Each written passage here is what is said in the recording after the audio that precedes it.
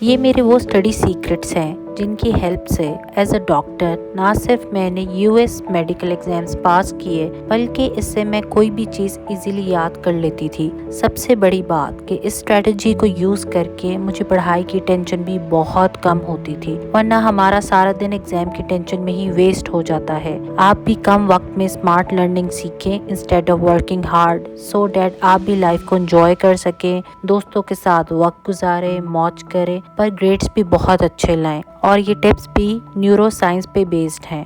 अस्सलाम वालेकुम my YouTube family, आप देख रहे हैं NU आइडियाज़। आपने सिंपली लाइफ में 3 चीज़ों को ऐड करना है और 3 चीज़ों को अपनी रूटीन से हटा देना है।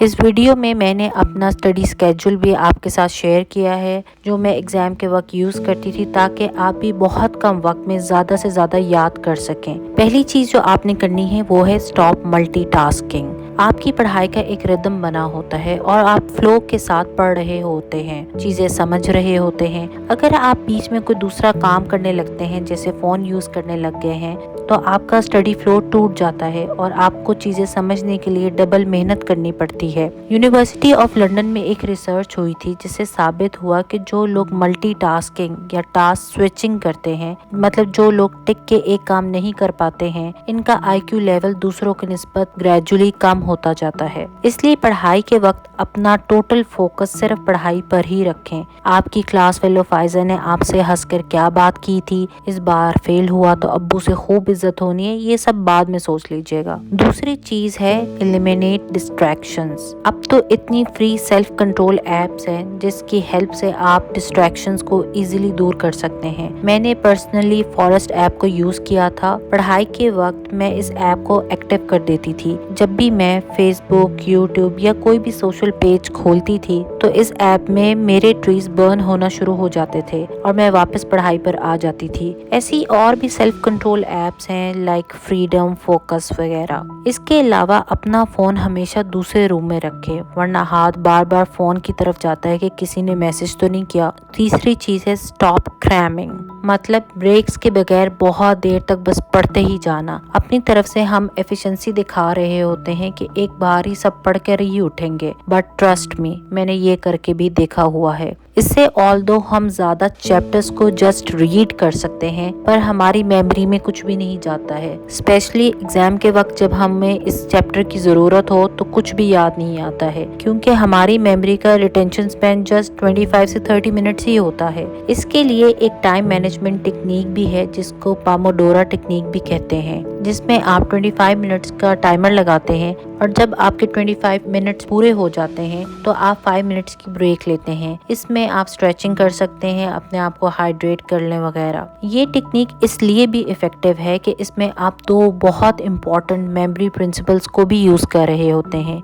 एक को प्राइमेसी प्रिंसिपल कहते हैं, मतलब जब आप पढ़ाई के लिए बैठते हैं तो जो कुछ आपने पढ़ाई के सेशन के शुरू में पढ़ा होता है वो चीजें आपकी मेमोरी में चली जाती हैं। दूसरे प्रिंसिपल को रिसेंसी प्रिंसिपल कहते हैं, जिसमें आप स्टडी सेशन के जस्ट एंड वाले पार्ट को याद रखते हैं। प्राइमेसी और रिसेंसी के बीच में आप जो भी पढ़ते हैं वो मोस्टली आप भूल जाते हैं। एग्जाम्पल, अगर मैं आपको 80 वर्ड्स याद करने के लिए दूं कि 3 घंटे बाद रिकॉल करके बताइएगा, तो अगर आप एक ही सेशन में इन 80 वर्ड्स को याद करने की कोशिश करेंगे तो आप जस्ट शुरू और एंड वाले वर्ड्स को ही रिकॉल कर पाएंगे और बीच वाले वर्ड्स को मोस्टली भूल जाएंगे। इस चीज को मेमोरी डिप भी कहते हैं, जो कुछ ऐसा दिखता है। इसीलिए अगर हम ईच 25 मिनट्स का स्टडी सेशन ज्यादा से ज्यादा रखें, followed by just 5 minutes break, तो इससे पहले कि हमें पढ़ा हुआ भूलने लगे तो ये इन्फॉर्मेशन हमारी मेमोरी में स्टोर हो जाती है और इसको कहते हैं स्मार्ट लर्निंग। इसीलिए एकदम सब कुछ याद करने की बजाय अपने 25 मिनट्स वाले सेशन की तादाद को बढ़ाते जाएं। अब हम उन चीजों के बारे में बात करते हैं जिनको हमने अपनी रूटीन में ऐड करना है। इसमें पहली चीज है स्पेस रेपिटेशन। पहले जब मैं पढ़ती थी तो इतने ज़्यादा रजिस्टर्स और हर कलर के हाइलाइटर्स साथ रखती थी। कोई भी इम्पोर्टेंट चीज़ लगती थी,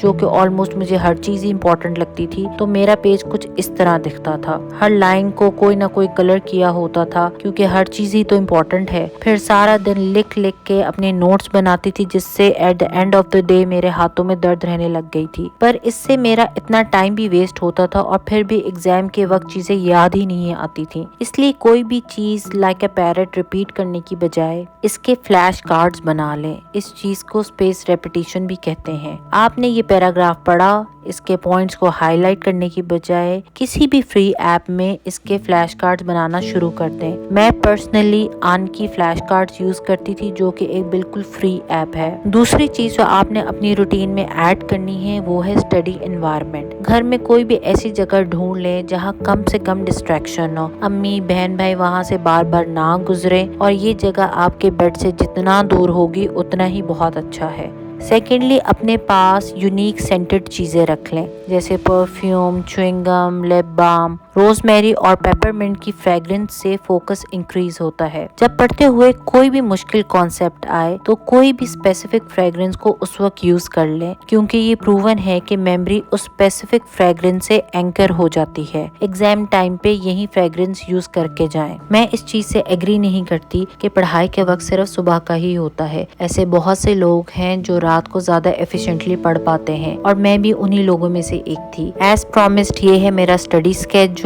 जो मैं एग्जाम के वक्त यूज करती थी। मैं रात 3 बजे उठती थी, क्योंकि इस वक्त डिस्ट्रैक्शंस कम से कम होती थी, सब लोग सो रहे होते थे, और जो मुझे एक काम करना होता था वो है जस्ट पढ़ना। इसलिए मैं रात 3 बजे पढ़ना शुरू कर देती थी और 3 से 7 बजे तक सुकून से पढ़ती थी। फिर 7 से 8 बजे मेरा नमाज और ब्रेकफास्ट टाइम होता था। 8 से 8:30 मैं वर्कआउट करती थी। फिर 8:30 से 9 बजे मैं आनकी फ्लैश कार्ड्स को रिवाइज करती थी। मेरे लिए 9 से 10 का टाइम डिस्ट्रैक्शन टाइम होता था, इसलिए फिर मैं अपना सेकंड स्टडी सेशन सुबह 10 से 1 बजे तक करती थी। अगर आपको मेरा मोस्ट इफेक्टिव स्टडी स्केड्यूल चाहिए तो चैनल को सब्सक्राइब करें और कमेंट्स में बताइएगा। इस स्केड्यूल में सब कुछ था, सारी नमाजें, दोस्तों के साथ घूमना फिरना, एंटरटेनमेंट, पढ़ाई, और एक्चुअली मैं आम रूटीन से ज्यादा सो भी रही थी। तो इस वीडियो की समरी क्या है कि नंबर 1, आपने अपना एक स्टडी एनवायरनमेंट बनाना है। नंबर 2, अगर आप बुक से पढ़ रहे हैं तो ठीक है, बट अगर आप कंप्यूटर या लैपटॉप यूज कर रहे हैं तो पढ़ाई के वक्त फॉरेस्ट ऐप चला दें। इस ऐप की सेटिंग्स में Facebook, YouTube, Twitter, you name it, मतलब जस्ट अपनी पढ़ाई के कंटेंट को अलाउ करना है to avoid any distractions. Number 3, pomodoro technique के लिए फोकस कीपर ऐप पर 25 मिनट्स का टाइमर लगा दें। नंबर 4, एक पेज या पैराग्राफ को रीड करें और इसके इम्पोर्टेंट पॉइंट्स के फ्लैश कार्ड्स बना लें।